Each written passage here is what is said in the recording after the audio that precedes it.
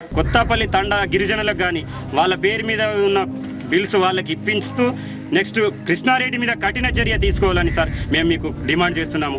అట్లాగే దీంట్లో అధికార యంత్రాంగం చేతి వాటం ఉంటే వాళ్ళ కఠిన చర్య తీసుకొని సస్పెండ్ చేయాలని కూడా మేము గ్రామస్తుల తరఫున మీకు విన్నవించుకుంటున్నాం సార్. ఈరోజు ఈ కొత్తపల్లి విలేజ్లో ఇంత జరిగిందంటే కోటగిరి మండలం పెద్ద మొత్తంలో ఎంత జరిగిందో సార్. మాకంటే ఇక్కడ ఎడ్యుకేషన్ పర్పస్ ఏ విధంగా లేరు ఇక్కడ ఉన్న లబ్ధిదారులకు. ఈరోజు వాళ్ళు ఆందోళనకరంగా ఉన్న సార్ ఇక్కడ పరిస్థితి. ఈరోజు వాళ్ళకు పేరు చెప్పే వరకు ఏంటి అంటూ తెలియని దీని పరిస్థితిలో ఉన్నారు.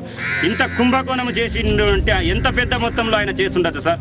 ఈరోజు టోటల్గా రోడ్డు మీదకి వచ్చిన లిస్టు పరంగా చూసుకుంటే బెనిఫిషియరీది ఇంకా డీప్గా వెళ్తే ఎన్ని రాష్ట్రాలు బయటపడతాయో సార్. ఈరోజు ఎంతమంది చేతి వాట ముందు అధికారులకు కూడా ఈరోజు మేము మీ మీడియా ద్వారా చెప్తున్నాం సార్. ఆయనకు అరెస్టు చేయాలని కూడా మీకు డిమాండ్ చేస్తున్నాం సార్. కూలీ చేసి బతుకుతున్నాను సార్. 10 సంవత్సరాలు అయింది సార్ ఇల్లు పడిపోయి. 10 సంవత్సరాల నుంచి నేను కట్టుకోలేకపోతున్నాను సార్. కృష్ణారెడ్డి గారు సార్ మా అన్నదమ్ములది ఇద్దరిది అన్నదమ్ములది పేరు మీనా బిల్లులు మొత్తం లేపుకున్నాడు సార్ కృష్ణారెడ్డి.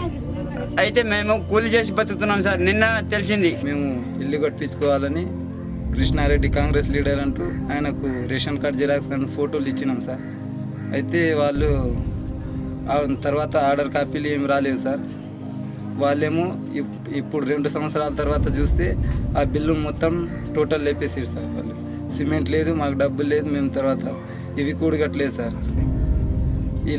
ఇలా చేస్తే గవర్నమెంట్ మాకు గరీబులకు ఇలా న్యాయం చేస్తారు సార్. ఇలా న్యాయం చేయాలని మేము మిమ్మల్ని మన పేర్లు తొలగించిన చాలు జాబితాలకి అట్లా చేసిరు మా జనమే. అట్లా హైదరాబాద్ ఇట్లా ఏం నడుస్తున్నది.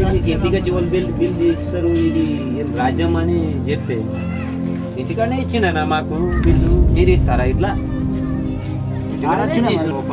మన పేర్లు తొలగించిన చాలు జాబితాలకి అట్లా చేసిరు మా జనమే. అట్లా హైదరాబాద్ ఇట్లా ఏం నడుస్తున్నది. ఇంటికి జీవన బిల్ ఇస్తారు, ఇది ఏం రాజ్యం అని చెప్తే ఇంటికానే ఇచ్చినా మాకు బిల్లు మీరు ఇస్తారా? ఇట్లా